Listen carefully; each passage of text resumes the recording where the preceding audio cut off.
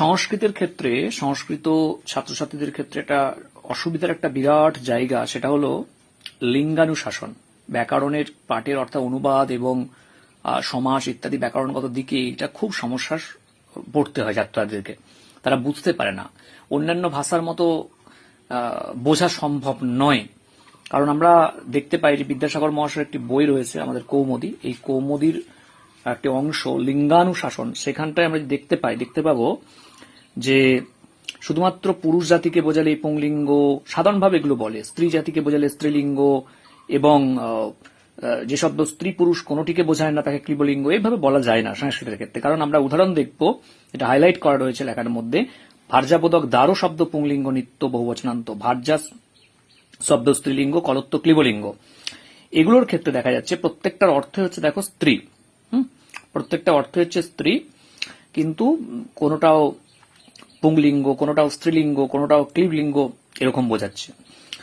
এবং পুত্র কন্যা উভয়কে অপত্য শব্দে ক্লীবলিঙ্গ। আবার যদি দেখি মিত্র শব্দ, এখানে সূর্য অর্থে পুংলিঙ্গ, বন্ধু অর্থে ক্লীবলিঙ্গ, আর গ্রন্থ শব্দ হচ্ছে পুংলিঙ্গ। দেখো যেখানে বলার বিষয় মিত্র শব্দ যদি পুংলিঙ্গ ধরা হয় তাহলে সেটা বন্ধু হওয়া দরকার, কিন্তু এখানে দেখাচ্ছে যেটি পুংলিঙ্গ সেটা সূর্য অর্থে হচ্ছে, আর ক্লীবলিঙ্গ যেটি সেটি বন্ধু অর্থে হচ্ছে। গ্রন্থ শব্দটা আমরা প্রত্যেকেই হয়তো সাধারণভাবে বলতে পারবো এটা এটা নপুংসক লিঙ্গ, কিন্তু তা নয়। এখানে গ্রন্থ হচ্ছে পুংলিঙ্গ আর পুস্তক হচ্ছে ক্লীবলিঙ্গ। দেখো, আর অপশব্দটা হচ্ছে স্ত্রীলিঙ্গ নিত্য বহুবচনান্ত। জল শব্দটা আমরা যদি দেখি অপশব্দটা, তাহলে আমরা সহজেই বলে দিতে পারি এটা ক্লীবলিঙ্গ, কিন্তু একদমই নয়, এটা নিত্য স্ত্রীলিঙ্গ শব্দ, কিন্তু জল শব্দটা আবার ক্লীবলিঙ্গ। এই জায়গাগুলো দেখে আমরা বুঝতে পারলাম অনেকটাই সমস্যার সম্মুখীন আমাদেরকে হতে হয়। তো এখানে একটি শ্লোক তুলে ধরা হয়েছে অমরকোষের, পুংস্তে সভেদানুচরাহা সপর্যায়া সুরাসুরাহা সর্গো জাগাদ্রি মেঘাব্দ্রি দ্রুকালাশি ষড়ারয়ঃ করগণ্ডৌষ্ঠ দোর্দন্ত কণ্ঠকেশ নখস্তনাঃ মাসার্তুরসবর্ণাগ্নি শব্দবায়ু নরাহয়ঃ। এটি অমরকোষের শ্লোক। সেখানে বলা হচ্ছে পুংস্তে মানে পুংলিঙ্গে বা পুংলিঙ্গের ক্ষেত্রে, সভেদানুচরাহা অর্থাৎ স মানে হচ্ছে সহ, সঙ্গে, ভেদ মানে প্রকার বিভাগ, অনুচরা মানে হচ্ছে অনুসারী বা সঙ্গে থাকা শব্দসমূহ। অর্থাৎ যে সমস্ত শব্দগুলি পুংলিঙ্গ বোঝাচ্ছে তার যে সমার্থক শব্দগুলি সপর্যায়া অর্থাৎ সপর্যায় ক্রমক শব্দগুলো সেগুলি এবং একই অর্থ বহন করে যেগুলো, সেই শব্দগুলি কিন্তু প্রত্যেকটাই পুংলিঙ্গের মধ্যে পড়ে, যেগুলো পুংলিঙ্গ মানে পুংলিঙ্গের ক্ষেত্রে। তো এখানে দেখো বলা হচ্ছে যে তারপরে বলা হয়েছে সুরা অসুরাহা। সুর মানে হচ্ছে দেবতা, অসুর মানে অসুর।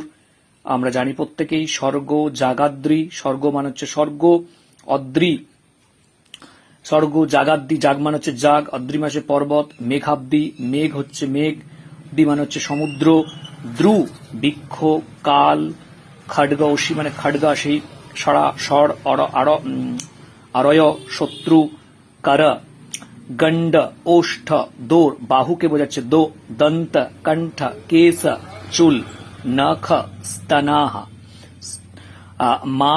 মাসার্তু মাস এবং ঋতু, রস বর্ণ অগ্নি, শব্দ বায়ু, নর আহয় আহয় সম্ভবত এটা অর্থাৎ সর্প জাতিকে বোঝাচ্ছে।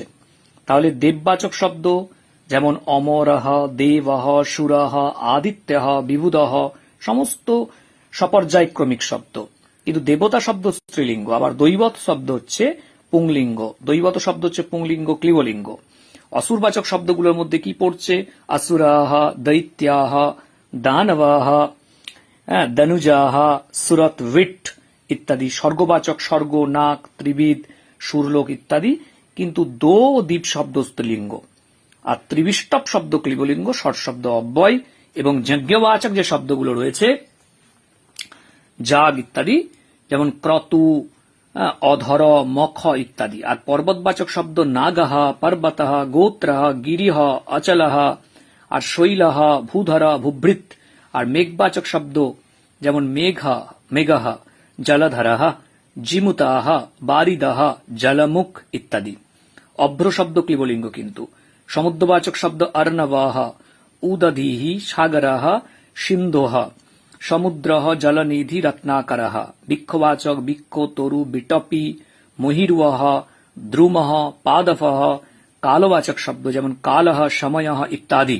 আর খड्गवाचक শব্দ হচ্ছে আসিহি, কৃপানः, করবলাহ, খड्गः। স্বরবাচক শব্দ শরः, বাণः, ঋষিকः।